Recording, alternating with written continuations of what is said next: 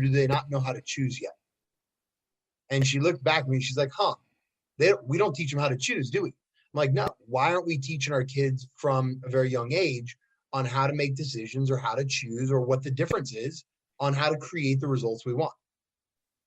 You do it with your kid, obviously, because that's who you are. But how do we do that with our kids today?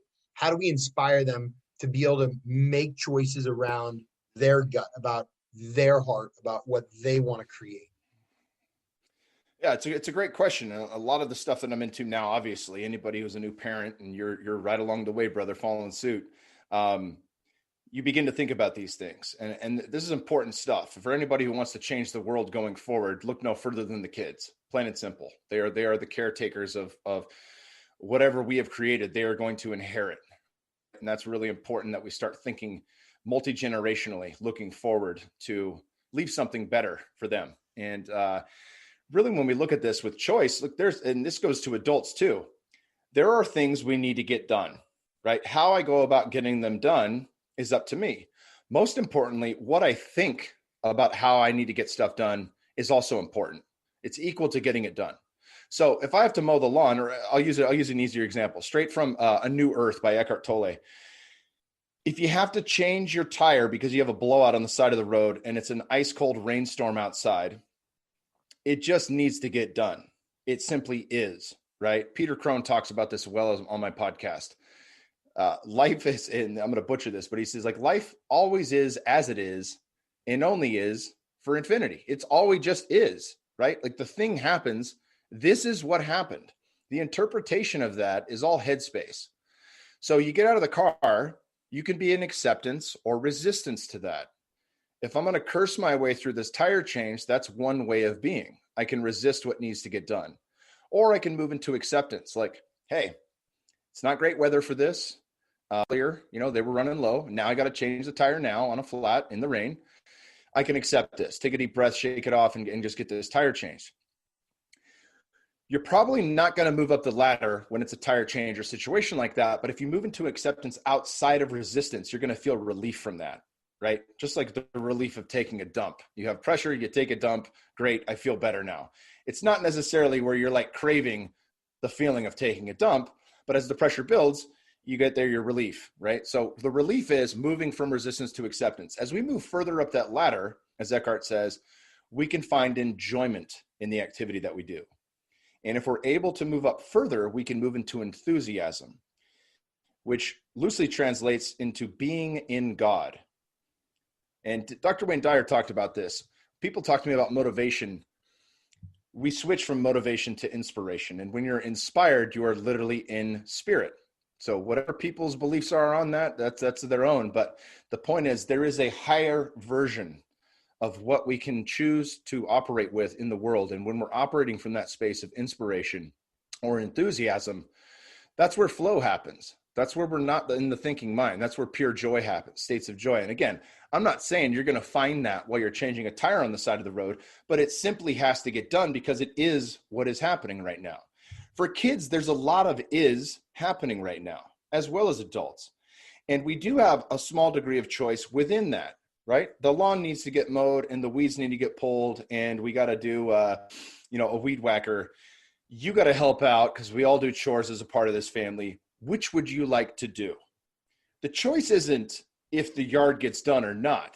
That's not a choice the kid has a choice over. The choice is, what would you like to do? Do you like pulling weeds? Do you like mowing the lawn? Bear loves mowing the lawn. He mowed the whole lawn as a 5-year-old, and he got an allowance for it. The point is, he enjoyed pushing the lawnmower. He thought it was cool to work with a big, heavy power tool thing, right? So you give them choice within the thing that needs to get done. Aside from that, you teach the level of understanding that, look, there are things that we have to do on a daily basis. Sometimes we don't want to do it. Yesterday, I spent the day at the auto shop having my cars tuned up, right? It's not fun to do that. I have 2 fucking cars that get to go get tuned up in an auto shop on the house. Why would I complain about that, right?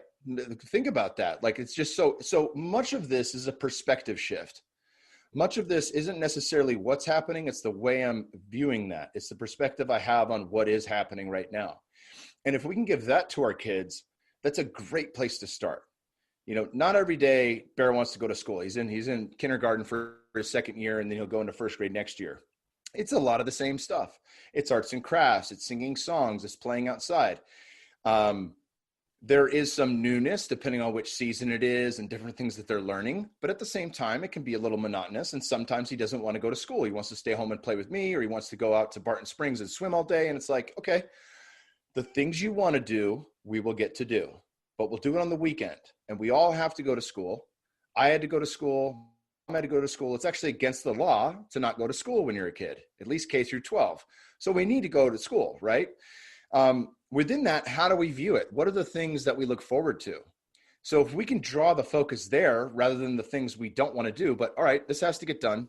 What is something you enjoy doing at school? Well, I really like my teacher, Miss Megan. I really like coloring. I really like playing outside. Awesome. Are you going to get to do that today? Yep, we're going to get to do that today. Cool. Let's look forward to that rather than dread the things that have to get done. Right? Because at any point in the day, trust me, these are life skills that don't go away, because as every adult listening to this already understands, there is no end to the shit that we have to do on a daily basis, right? Emails and picking up all the garbage bills out of your mailbox and all these things, even though they're on auto pay and you chose to go paperless, there's still more paperwork and still more shit that comes in the mail. And it's like all this stuff that we have to do. If we simply just say that's a part of it, and the stuff that I enjoy, I'm going to make sure I do on a daily basis. I'm going to make sure I feed myself first. I know I'm talking at length here, but Robert Kiyosaki and Rich Dad Poor Dad talked about this. He said, pay yourself first. Pay yourself before you pay the IRS. Pay yourself before you pay anyone else. Pay yourself before you pay your bills. What does that mean? Right? From a basic money management, analysis of that, you might say that doesn't sound like you're going to be very grounded, like you're going to get the bills paid. And if you don't pay the IRS, you go to jail. So maybe not the best idea. But the truth is, what he's saying is always give yourself something from that paycheck. Don't let it all go to the stuff you have to do. Give yourself something, however small, even if it's just a movie ticket, right? And I don't know even if movie theaters are open right now, but my point is, if you look through the lens of pay yourself first, and we, instead of finance, look at time, right? The other side of that coin, the other side of the teeter-totter.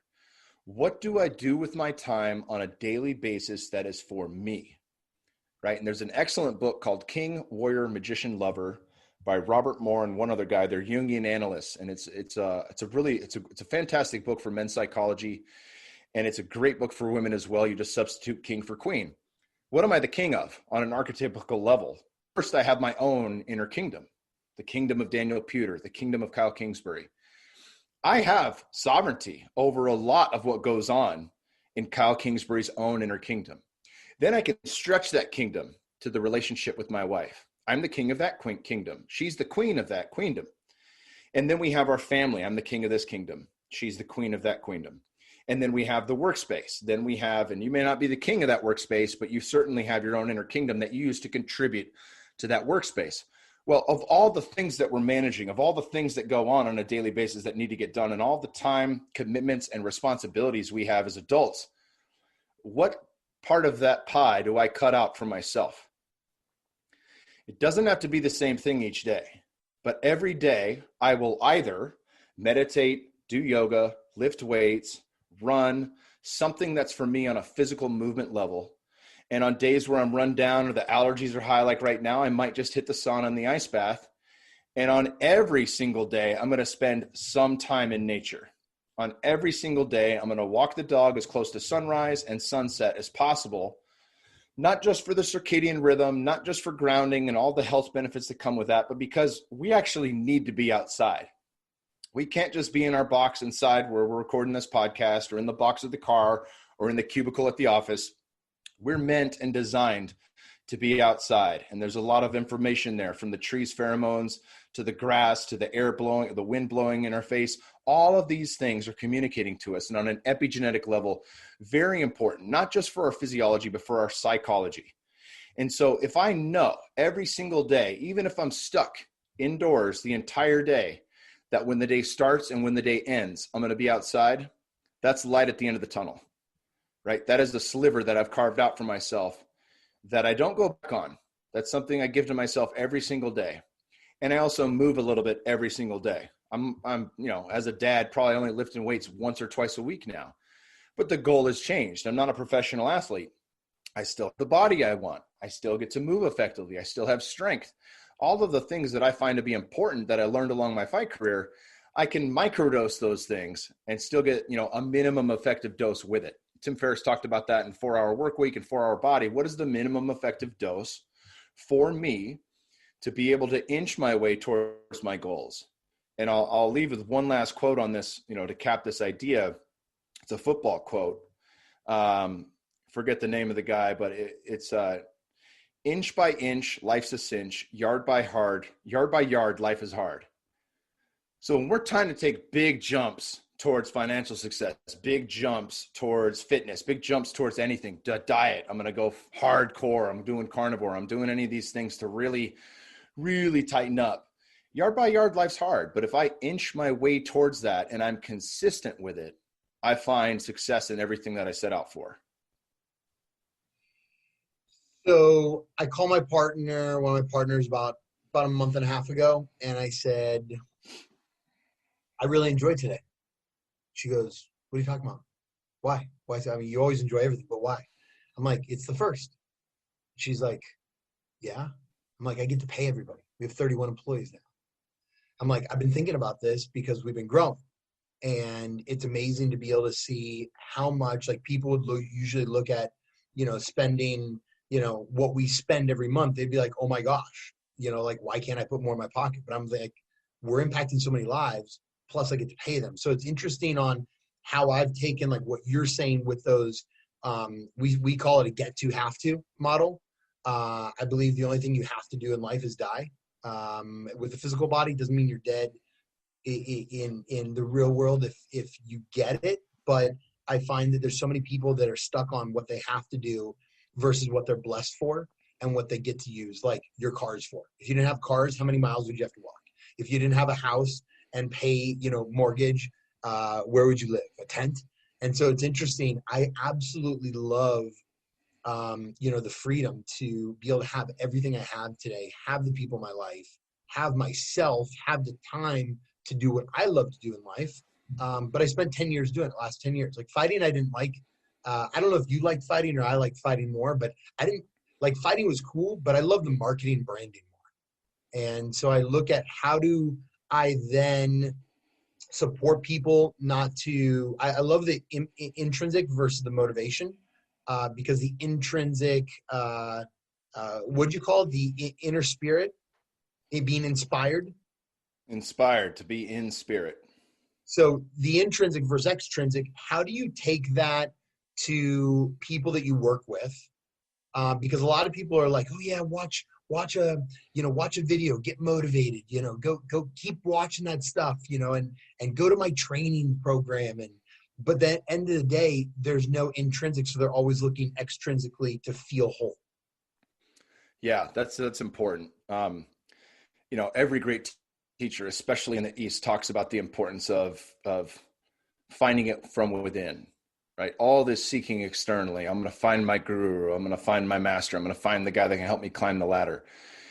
Even if somebody shows you the way, you still take the steps yourself, right? It doesn't matter what it is. If it's a fitness goal, if it's a financial goal or business or any of these other things, no one pulls you up the mountain. No one drags you up the mountain.